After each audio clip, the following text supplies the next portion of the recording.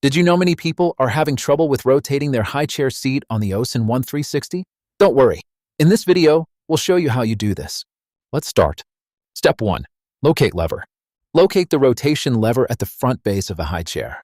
Step 2. Pull lever. Pull the rotation lever outwards using one hand. Step 3. Rotate seat. Use your other hand to gently rotate the seat.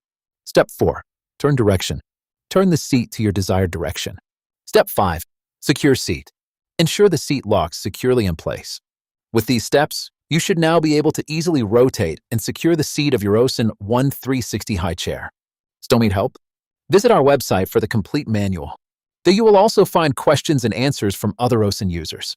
Did you find this video helpful? By subscribing, you help us continue to answer users' questions. So, subscribe to our channel. Thanks for watching, and see you in the next video.